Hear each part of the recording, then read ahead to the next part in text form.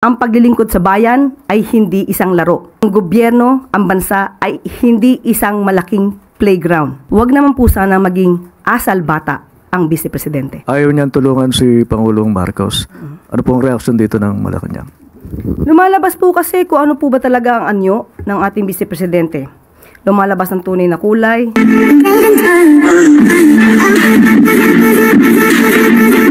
Ivan Mayrina, GMA Integrated News. Yusek, bukod sa driver's error, isa sa mga sinisisi sa nangyaring aksidente sa NAIA na ikinamatay ng 2 tao ay ang hinihinalang substandard na bollard na dapat sana napigilan yung SUV at naprotektahan ng mga tao roon. What does the palace have to say about this as well as the implied corruption in government contracts? Opo. Nakakalungkot po, may mga nasawi dahil sa di umanong depektibo na bollards na na-install po sa NAIA Terminal 1. At ito po na-install sa panahon po ng dating administrasyon at sa panahon po ng ni Transportation Secretary Arthur Tugade. Ngayon po ay pinag-iimbestigahan. Ito po ay July 2019 nung na-install po ang mga ito. Pinag-iimbestigahan na po paano po ang naging procurement pati yung specifications.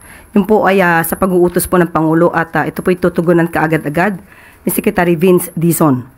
At pati po ang pag-inspect sa mga bollards at ang mabilisang pagpapalit po dito para sa safety po ng nakakarami. Tristan Nodalo, Newswatch Plus. Good morning, Yusek. Yusek, ngayon po nagsasagawa ng kilos protesta yung iba't ibang grupo po pagdating sa sitwasyon ng prime water. Sabi po ng Kabataan Party List, may mga estudyante daw po na mas gustong mahirap namimili between pagtulog o tubig dahil po sa hirap ng problema sa San Jose del Monte, Bulacan. And may nag-file na rin po ng investigation sa Senate at sa House of Representatives to look into the prime water situation. Sa part po ng Palace, may deadline po bang binigay ang Pangulo para sa result nung ginagawa ring investigation ng LUA? Sa ngayon po, nag-iimbestiga na po at titingnan po natin kung kailan po ito matatapos pero dapat po agaran po ito.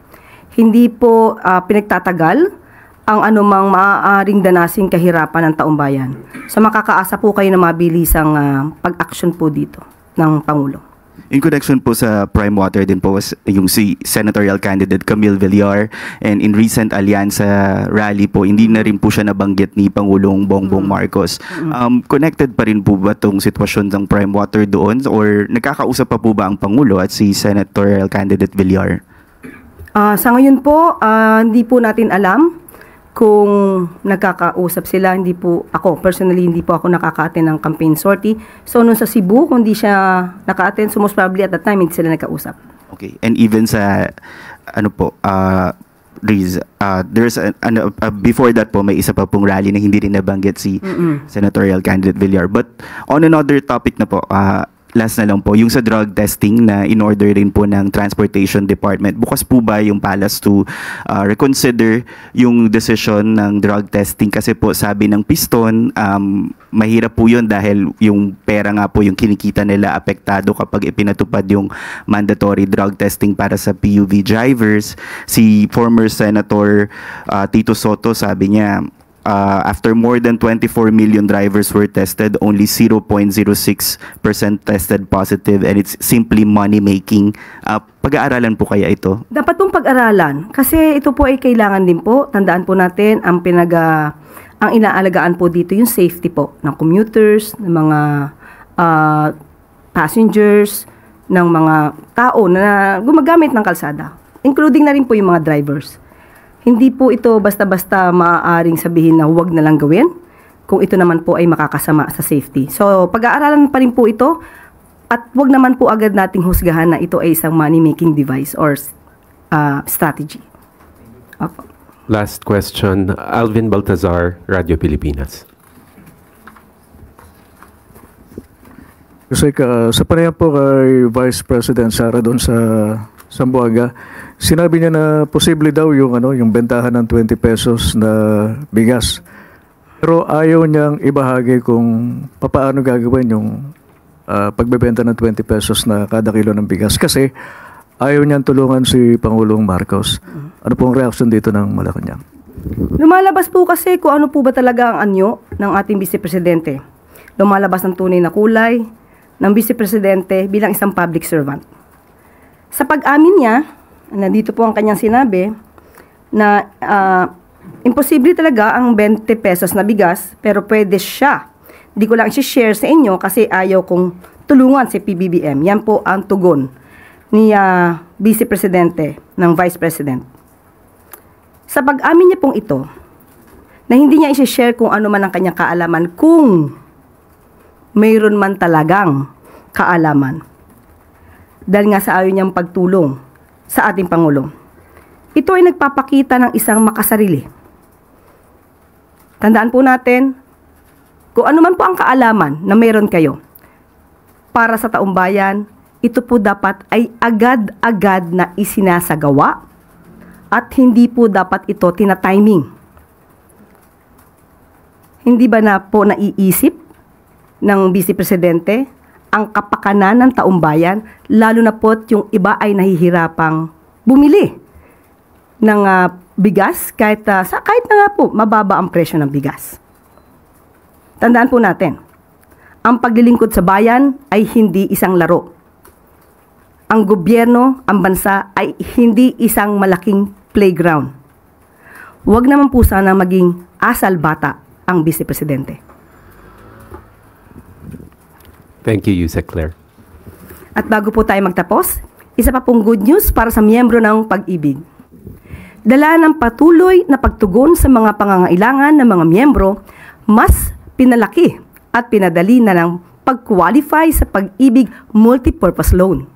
Sa ilalim ng mas pinag-igting o pinagbuting Pag-ibig MPL, maaari nang makahiram ang mga miyembro ng hanggang 90% ng kanilang kabuuang Pag-ibig regular savings. Mas mataas ng 12.5% kumpara sa dating 80%. Para sa mga miyembro, dinagdagan at in-upgrade ang kanilang regular savings, lalo pang tataas ang kanilang loan amount dahil nakabase sa kanilang ipon ang kanilang mahihiram. Sa kabuuan, mas malaki ang maaari matanggap ng mga miyembro mula sa MPL upang lalong makatugon sa kanilang pangangailangan. Ang mga pagbabagong ito, gaya ng mas mataas na halaga at mas mabilis na eligibility ay ipatutupad din sa ibang short-term loan programs ng Pag-ibig tulad ng health and education loan programs at calamity loan. Pinaiksi na rin ang panahon para maging eligible ang mga miyembro sa pag-avail ng loan. Maaari nang mag-loan ang mga aktibong miyembrong may 12 buwang hulog sa Pag-ibig na mas mabilis ito kumpara sa dating requirement na 24 na buwan.